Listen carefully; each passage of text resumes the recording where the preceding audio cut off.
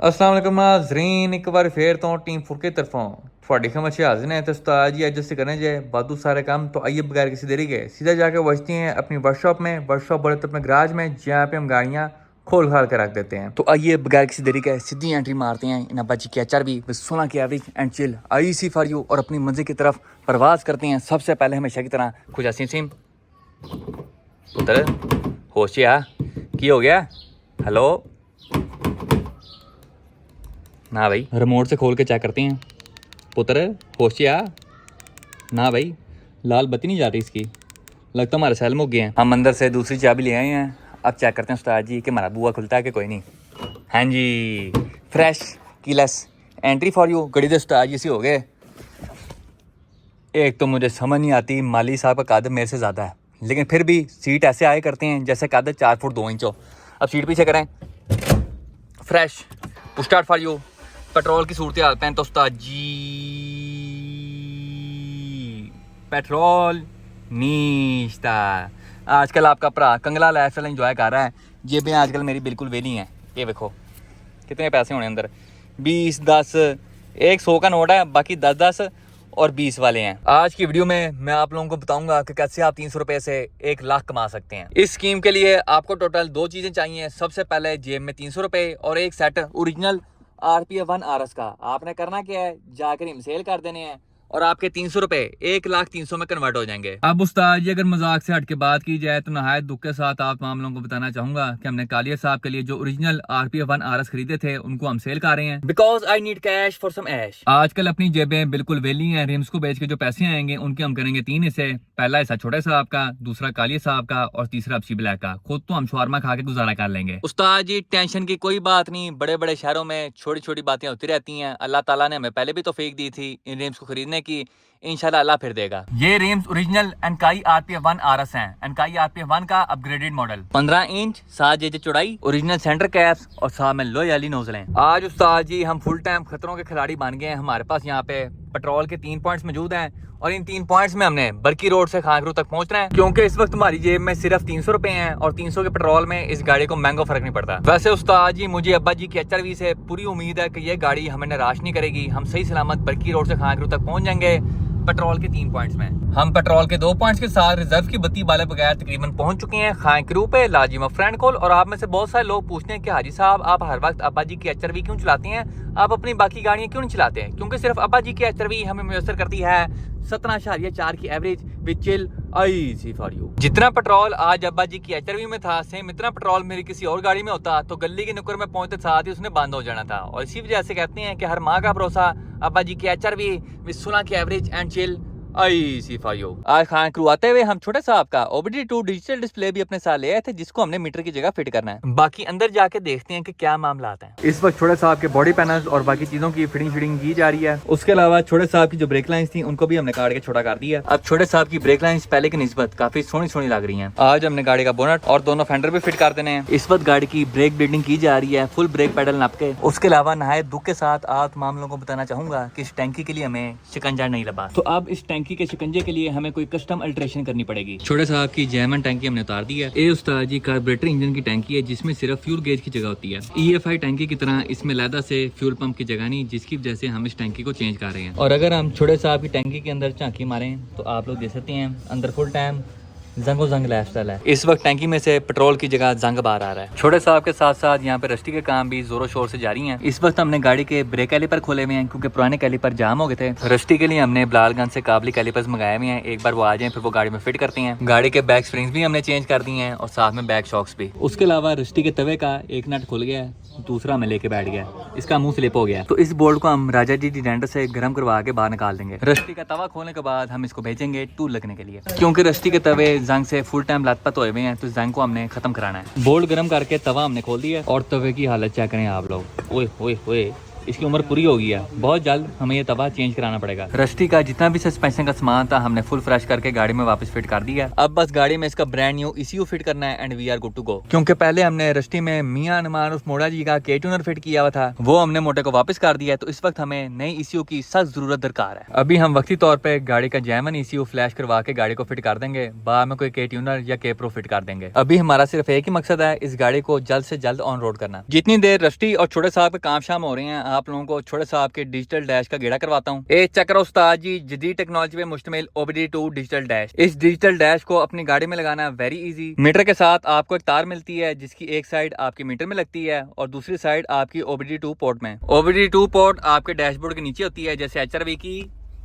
यहाँ पे करके आती है। ये हमारी गाड़ी की OBD2 पोर्ट है। OBD2 पोर्ट में हम तार की ये वाली साइड लगाएंगे ऐसे करके, और तार की दूसरी साइड अपने मीटर के पिछवाड़े में ऐसे करके। वायर कनेक्ट करने के बाद आपका मीटर ऑटोमेटिकली ऑन हो जाएगा। इस मीटर में आपको बहुत सारे मोड्स मिलते हैं। ये ऑफ रोडिंग वाला मोड है, जिसमें मीटर आपको आपकी गाड़ी के एंगल के बारे में बताता है कि आगे से ऊपर है, पीछे से थल्ले है, सजे जा रही है, खब्बे जा रही है, और आप कौन सी दिशा में जा रहे हैं, आगे पीछे सजे या खब्बे। ये मीटर का दूसरा मोड है, जिसमें हमें तमाम इंजन वैल्यूज के बारे में पता चल रहा है कि गाड़ी का RPM कितना है, गाड़ी की स्पीड कितनी है, वाटर टेम्परेचर क्या है, बैटरी वोल्ट क्या है, टाइम क्या हो रहा है, वगैरह वगैरह। ये मीटर का तीसरा मोड है, जिसमें आप अपनी गाड़ी की एक्सेलरेशन टेस्ट कर सकते हैं, और ये मीटर का चौथा मोड है, जिसमें आप ब्रेक टेस्ट कर सकते हैं। ये मीटर का पांचवा मोड है, जिसमें आपको एक बार फिर से तमाम इंजन वैल्यूज के बारे में बताया जा रहा है, और ये छठा मोड है, जिसमें आपको एक खूबसूरत सा स्पीडोमीटर डिस्प्ले मिलता है। मीटर काफी रिस्पॉन्सिव और एक्यूरेट है। ये देखें जी, जैसे जैसे मैं रेस देता हूँ RPM उसके लिहाज से बढ़ता है। उसके अलावा इसकी जो स्पीड है वो भी काफी एक्यूरेट है। ये सातवां मोड है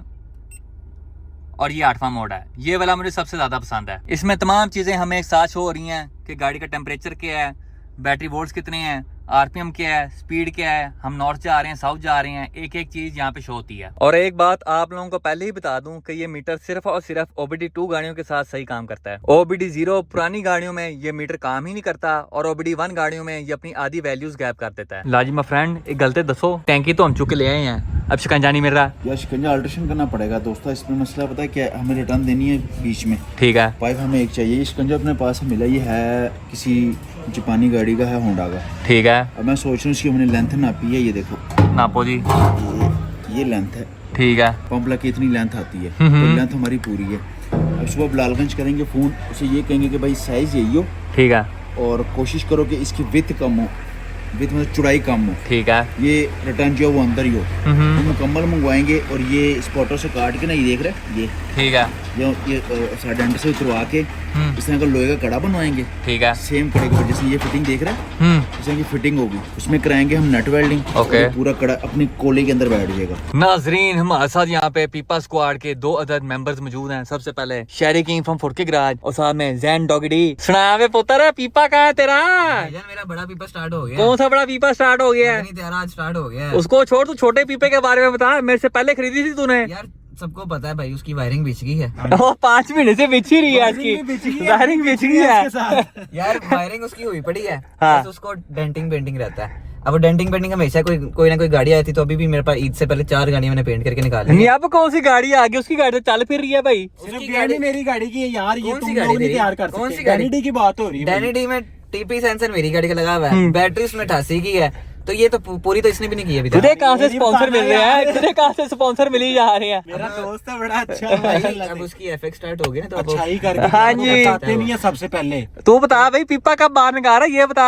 यार पीपा इंशाल्लाह ईद के बाद आएगा। कौन सी ईद? अगले साल की? नहीं मैं बताऊंगा। या तेरी अपनी क्रिसमस वाली ईद? यार साल मैं नहीं चाहूंगा, लेकिन आएगा ईद के बाद। करा ज़िबा करते हैं उसके नाम का इस बार इंशाल्लाह अच्छा। ताला, उसके भाग खुल जाए। हाँ जी, ऐसे नहीं स्टार्ट होना उसकी। इंशाल्लाह ईद के बाद, लेकिन उसको कोशिश करते हैं हम ईद से पहले स्टार्ट कर लें। अगर केला ही चलाना तो फिर ईद से पहले स्टार्ट कर और लें। स्टार्ट में नहीं होनी, 5 महीने से तो वायरिंग हो रही है उसकी। जिन्हें तहज्जुद की नमाजें पढ़ी हैं, हाँ जी, 7 वक्त की नमाज़ें तहज्जुद में भाई उसमें ना वायरिंग बिछ चुकी है, हाँ। थोड़ी वायरिंग हो गई है उसकी। बिछ ही जा रही है, बिछ गई है। स्क्रिप्ट यही है, वायरिंग बिछ चुकी है, वायरिंग बिछ चुकी है। हाँ जी। लंबा कर। अदनान ने आके उसकी वायरिंग अब डालनी है। अच्छा जी। इसे थोड़ा और लंबा कर। थोड़ा और लंबा कर, आपने थोड़ा आगे लंबा। इसमें वायर डाली, 1 वायर 2 वायर 3 हाँ। वायर, इस तरह लंबा कर। ऐसे ऐसे लंबा कर, लंबा कर। टैंकी उसकी आ चुकी नहीं, फ्यूल पंप उसका लेकर आना है, वो तो जिस दिन टैंकी भी लगेगी तभी उस टाइम नया फ्यूल पंप भी आ जाएगा। गाड़ी में बस आपको सबको पता है वायरिंग हो चुकी है गाड़ी की। डेंटिंग और पेंटिंग रहेगी, जो प्रोजेक्ट में होता है वही रह गया। वही रह गया। अब तो तेरा तो ठीक है, तू बता पुत्र, जब से एफएक्स स्टार्ट हुई तेरी गाड़ी नजर नहीं आ रही कहीं यार मैं कह रहा हूँ ना, कहीं टिकटॉक के नजर आ रही है तेरी। अब है मैं कह रहा हूँ एक दो आप टेस्ट रन वगैरह अपने चेक कर लो, क्योंकि फिर आपको फैसला आप करना है फिर आपने कि भाई मैं इससे पंगा लूं या ना लूं, क्योंकि जो मेरे से पंगा लेता है आपको पता है उसके साथ क्या होता है। जी भाई अब अपनी गाड़ी के साथ ही 40 का रोल। हाँ 40 का रोल, ये फ्रेंडली रहना है, ये हम जीत हाँ जी हमें तुमसे प्यार है।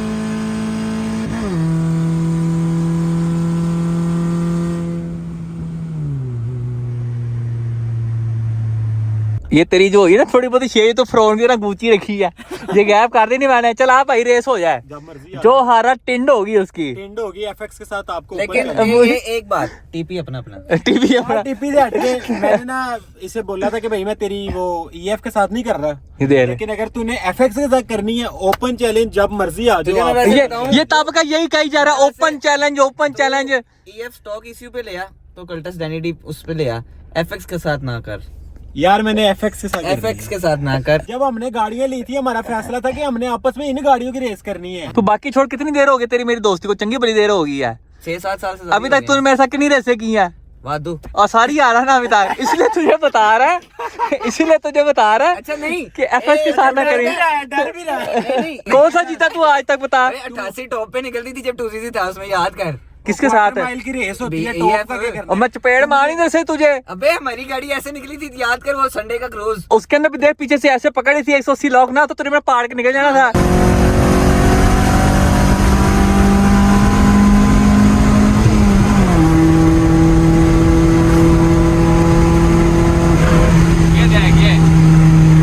ये स्पीड लिमिट पहुंच जाती है। तब मैं और अकॉर्ड तो वादू पीछे रह गई थी जहर की। हाँ। मैं निकल गया था आगे। तुझे मैं पीछे से ऐसे पकड़ा था।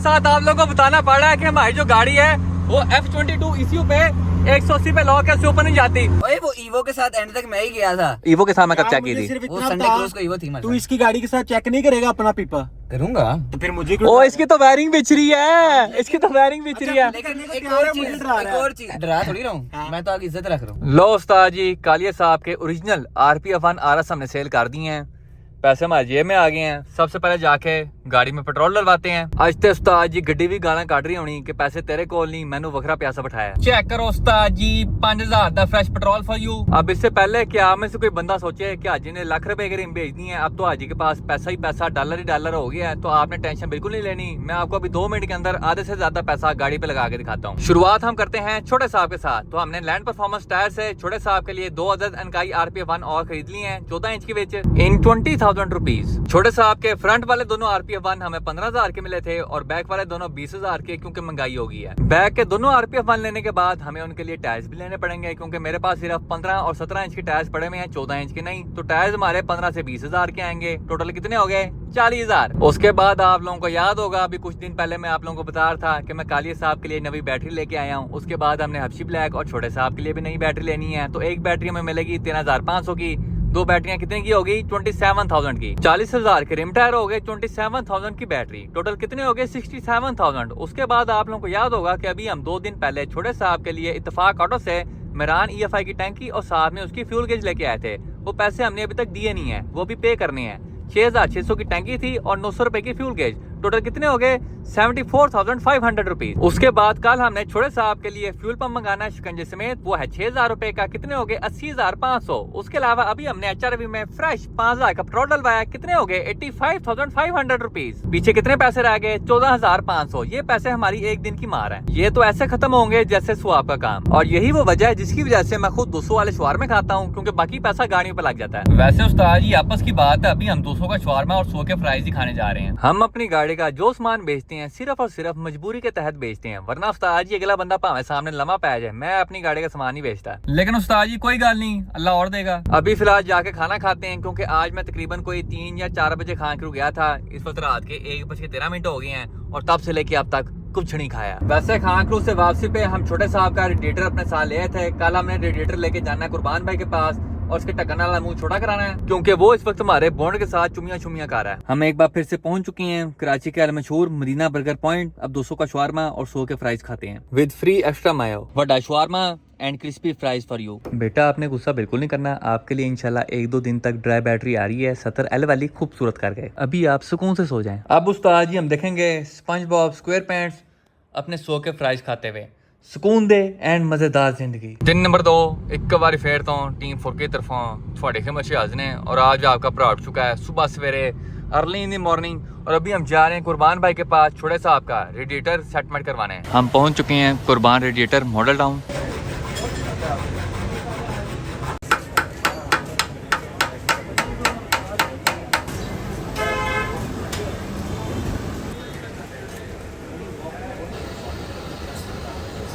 हमने कुर्बान भाई से छोटे साहब का रेडिएटर फुल फ्रेश करवा लिया है। सबसे पहले इसकी जो ढक्कन वाली जगह थी उसको हमने कटवा के छोटा किया है, क्योंकि वो हमारे बोर्ड के साथ लगता था। उसके बाद हमने अपने रेडिएटर पखे के लिए कस्टम मेड ब्रैकेट्स बनवाए हैं, ताकि उसके बोर्ड 10 किस्म के फिट हों। ये दोनों काम करवाने के बाद हमने नवा ढक्कन लिया है मेड इन जापान, 4 अदद रेडिएटर होल से क्लैंप, और साथ में रेडिएटर की फिटिंग के लिए नीचे वाला ब्रैकेट भी। ये दोनों काम और ये चीजें हमें टोटल 2500 रुपए में पड़ी हैं। अब यहाँ से चलते हैं इत्तेफाक ऑटो जाके अपना पुराना हिसाब किताब क्लियर करते हैं। उसके अलावा हमने छोटे साहब के ब्रेक कैलिपर्स के लिए 2 अदद ब्लीडर वेल्व भी लेने हैं। लो उस्ताद जी हमने इत्तेफाक ऑटो से अपना पुराना हिसाब किताब भी क्लियर कर लिया है, साथ में 2 ब्लीडर वेल्व भी ले लिए हैं 8 साइज के, 2 अदद कैम्बर बोल्ट क्योंकि खब्बी साइड के टायर हमारे विंगे थे, और साथ में 1 अदद matte black spray can radiator पे मारने के लिए। आपका भरा सीधी छाल मार के पहुंच चुका है खान क्रू पे लाजमा फ्रेंड कोल, और अभी हम कूलर की ठंडी ठाक हवाओं से लुत्फ अंदोज हो रहे हैं, क्योंकि उस्ताद जी आज गर्मी बहुत है। सबसे पहले छोटे साहब के रेडिएटर पे काला स्प्रे पेंट मार के ये सिल्वर ब्रैकेट्स पाते हैं। हमने छोटे साहब के रेडिएटर पे काला पेंट मार के उसको फुल फ्रेश कर दिया है, ऊपर से भी और आगे से भी। अब हमारी गाड़ी का रेडिएटर 10x10 लग रहा है। नाजरीन यहाँ पे बहुत ही वैशी किस्म की आंधी आ गई है, क्योंकि मियां नवान मोड़ा जी आज नहा के आए हैं। दोपहर के 4:47 हो रहे हैं और आप मौसम चेक करें उस्ताद जी, ओए होए होए, चारों पासे मट्टी नेरी में छापर उड़ रहे हैं। जब भी हम GTR ट्यून करने निकलते हैं कुछ ना कुछ हो जाता है। जितनी कोई वैशी किस्म की आंधी आ रही है, मुझे लगता है आज मोड़ा जी की GTR मोदी हो जानी है, क्योंकि एक साइड पे वजन बहुत ज्यादा है और दूसरी साइड पे कम है। आंधी के साथ साथ यहाँ पे बारिश की शुरुआत हो चुकी है। उस्ताद जी शेड के हालात बुरे लग रहे हैं, तो हम टाइम HRV को आगे पीछे कर देते हैं। हमारे उस्ताद डेंटर मैदान जंग में एंट्री मार चुके हैं और अभी हम छोटे साहब के रेडिएटर की फिटिंग बना रहे हैं। ऊपर की साइड से रेडिएटर की फिटिंग मुकम्मल हो चुकी है और हमने टोटल 2 बोर्ड्स लगाए हैं, एक ये दूसरा ये। उसके अलावा हमारा रेडिएटर का ढक्कन भी सुकून से खुल रहा है और सुकून से बंद हो रहा है। अब भट्ट साहब भी डेंटर इस ब्रैकेट के साथ रेडिएटर की थल्ले वाली फिटिंग बनाएंगे। भट्ट साहब बताएं जरा इसने फिट कैसे होना है। ये देखें जी, ये इसका क्लम्प है, ठीक है। इसको हम इधर से काट के, ठीक है, इसके पीछे लोहे का एक ब्रैकेट बनाएंगे ताकि इसके ये 2 बोल्ट जोन सी लग के इसके नीचे ग्रिप पूरी हो जाएगी। ये इसकी फिटिंग मुकम्मल इंशाल्लाह हो जाएगी।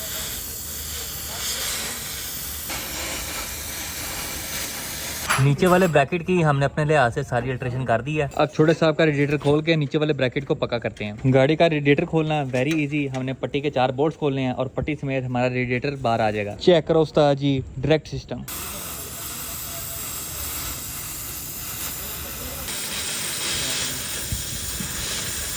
रेडिएटर का नीचे वाला ब्रैकेट हमने फ्रंट गार्टर के साथ वेल्ड कर दिया है और वेल्ड करने के बाद हमने उसके ऊपर काला स्प्रे कैन भी मार दिया ताकि बाद में जंग ना लगे। ब्रैकेट के ऊपर हमने उसकी रबर भी लगा दिया और काम हमारा टोटल जेन्युइन नो टचिंग वाला हो गया। और इस तरह छोटे साहब का फ्रंट रेडिएटर तीनों ब्रैकेट के साथ फ्रंट पट्टी समेत गाड़ी में एक बार फिर से फिट हो चुका है। हर चीज की फिटिंग 10x10 है। पिछली साइड पे वादू जगह है क्लच सिलेंडर और पखे के बीच में। उसके अलावा नीचे की साइड से रेडिएटर होज लगाने के भी वादू जगह है। अब हम छोटे साहब की दोनों फ्रंट हेडलाइट्स फिट करेंगे। नाजरीन हमारे मैकेनिक साहब किला खा गए, बात ही नहीं सुन रहे। इधर आए, बात सुन, गाड़ी का काम कर, वेला फ्री जा रहा तब का। हेलो हेलो भाई, इधर आ गया, मजदूरी दूंगा, आ जा।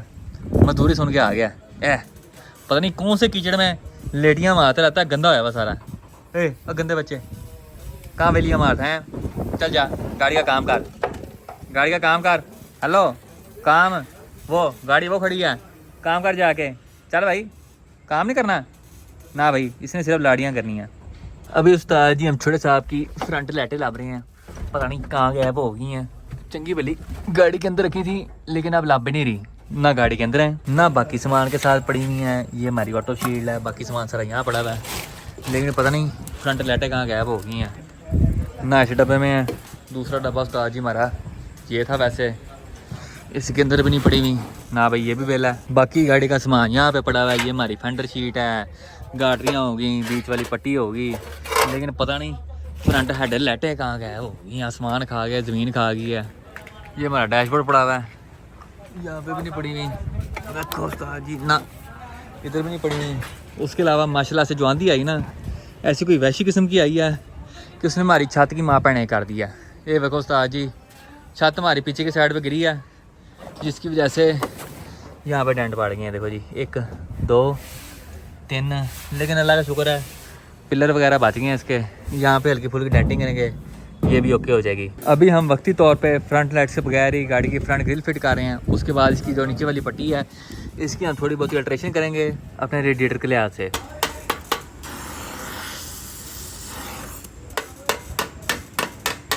लो उस्ताद जी, हमने छोटे साहब की नीचे वाली पट्टी की अल्ट्रेशन मुकम्मल कर दी है। अब हो कुछ ऐसा रहा था कि हमने रेडिएटर के नीचे जो ब्रैकेट लगाया था वो हमारी पट्टी के साथ टच कर था, जिसकी वजह से वो सीधा सीधा जाके हमारे फेंडर्स के साथ फिट नहीं हो रही थी। तो हमने किया कुछ ऐसे है कि इसके अंदर 1 2 3 4 टक लगाए हैं और इस पट्टी को हल्का सा बैंड किया है। ये आप लोग देख सकते हैं, वैसे ये पट्टी बिल्कुल सीधी होती है, हमने इसको हल्का सा कर दिया खूबसूरत किस्म का, ताकि हमारा ब्रैकेट भी फिट हो जाए और साथ में जो पट्टी है वो हमारे फेंडर्स के जैमन पॉइंट्स पे फिट हो जाए। नीचे वाली पट्टी फिट करने के बाद हमने उसके बीच में मैश ग्रिल भी फिट की है, लेकिन नहायत दुख के साथ आप तमाम लोगों को ये बताना चाहूँगा कि हमारी जो मैश ग्रिल है वो साइज़ में छोटी है। ये आप लोग देख सकते हैं, मैश ग्रिल का पूरा रोल लेके आया था मैं, यहाँ से भी पूरी है और इस साइड से भी पूरी है। हमने साइडों से किसी किस्म की कोई कटिंग नहीं की, सिर्फ ऊपर और नीचे के साइड से की है। लेकिन ये मैश ग्रिल गाड़ी की बॉडी के लिहाज से छोटी है, साइडों पे गैप आ रहा है, इस साइड पे आता है और अगर हम यहाँ से थोड़ा सा आगे करें तो दोनों साइडों से आता है। तो इसका हल हमने ये निकाला है कि ये जो यहाँ से बॉडी है गाड़ी की, उसको हम इस बॉडी लाइन के साथ ऊपर लेके आएंगे ताकि ये जो गैप है ये भी छुप जाए, और इस साइड से ये जो ऊपर मुन्ना सा गैप आ रहा है ये भी छुप जाए। दोनों साइडों से पीस लगाने के बाद गाड़ी के जो जैमन बोर्ड्स हैं, इसके जो जैमन नक्के हैं, उनके साथ हम ग्रिल की फिटिंग करेंगे। एक इस बोल्ट के पीछे ग्रिल को फंसा के नट लगा देंगे। जैमन ग्रिल का नक्का है, यहाँ पे हम 10 का नट बोल्ट लगा के इसको यहाँ से टाइट कर देंगे। एक बोल्ट हम यहाँ पे करके लगाएंगे नीचे की साइड से। उसके बाद ये जो सजी साइड का नक्का है, यहाँ से एक फिटिंग बनाएंगे और एक बोल्ट यहाँ से हमारे ग्रिल को फिट हो जाएगा खूबसूरत करके। वैसे मैश ग्रिल के साथ आप छोटे साहब की फ्रंट लुक चेक कर सकते हैं, काफ़ी वैशी और अग्रेसिव किस्म की लग रही है। जैनवन बम्पर के लिहाज से या मेरान के बम्पर के लिहाज से ये मैश ग्रिल बहुत सोहनी किस्म की लग रही है। यहाँ पे लाला जी मां फ्रेंड आज फुल टाइम अज काला जोड़ा पा साडी फरमाइश ते नैक ते जैनियन जागर, काला पजामा, काली टैट शर्ट, बाद में कहते नजर लग गई है। इस तरह की बॉडी के साथ इस तरह के कपड़े पहन के फिरोगे तो नजर नहीं लगनी, तो और क्या होना है दोस्ता। एक तो तेरे जिसने पंप मंगवाया था, जिसे पंप मंगवाया था, उसने पागल कर दिया। सुबह से फोन कर रहा था, भाई पंप पंप पंप, कहता भाई अभी आ रहा हूँ, 10 मिनट में आ रहा हूँ। शाम को निकलने लगा, कहता बारिश हो गई है और वो हो गया छुट्टी। फिर भाई चला गया जिम। ठीक है, जिम गया, स्कूल से अपनी गेम की, वहाँ से निकला, यहाँ आया तो डेलसोल निकालनी थी आज जाऊँगा। चलो जरा ना, कौन से रोड पे जाना हमने? Mexico city road. हाँ जी, वहाँ जाना था शुगर मेला करने, पतंगबाजी करने। तो मैंने कहा चलो चले, वो भी लेके निकले अभी, गाड़ी का शर्ट से करके वो निकले। अभी मैं भी इधर रेडी डू हूँ। मैं कह रहा हूँ हले भी टाइम टू मैं कुछ सलवार कमीज पहन लो, बाद च नजर ला जानी, फिर तुम्हारा मोटा खिंच जाना है। आप भाइयों की दुआइयों कुछ नहीं होता। अब पंप को बताएं, पंप को कौन सी दबा दें तो आएगा? पंप हो सकता है सुबह पहुंचा दे तो कल हम फिटिंग करेंगे, नहीं तो मंडे को। ठीक है, बाकी हमारा काम तो तकरीबन कंप्लीट है। हाँ, बाकी तो सारा कुछ पूरा हो गया। बस वो साइडेंटर ने वो भी कर दिया। साइडेंटर को मैं रिक्वेस्ट की अगर कल आ जाएगा तो आपको काम हो जाएगा। नहीं वो छोटा सा काम है, मंडे को बुला लें मंडे को। बाकी काम तो अल्लाह खैर करी, मंडे को शाम को हमने ट्राई करनी गाड़ी। उसके अलावा ताहिर भाई कहाँ गए हमारे? ताहिर भाई को भाई रात में खाली नहीं आ रही। कितने बजे? 11 बजे जब आप कह नहीं रहा था कि यार मुझे चलो न्यारी खाने, हाँ। वो दोस्त जो आए हुए थे लो जी। उनके साथ न्यारी खाने के पेट खराब हो रहा, बुखार हो गया। लो जी। वो भी आज घर से नहीं, साबिर भाई वो घर का काम हो रहा है वहाँ बिजी थे, आज भाई कल ही फंसा रहा है और पूरी वर्षा की बल सफाई चल रही है। मंडे से फिर भाई दौड़ रहेगी, कल इतवार है, कल हो सकता है कल फिर सफाई का दिन चलता तो अब इंशाल्लाह कितने दिनों में गाड़ी ऑन रोड हो जाएगी ये है। बताएं। गाड़ी तो भाई अगर पंप होता तो आज हमने ऑन रोड कर हाँ, ली ये थी। भी है। बाकी इंशाल्लाह कल छुट्टी का दिन है, अगर उसको हम रिक्वेस्ट करेंगे कल वो आ गया तो कल हम पंप की फिटिंग बना लेंगे और सेकंड टाइम तक इसको हम रेडी कर लेंगे, हो सके ट्राई भी कर लें।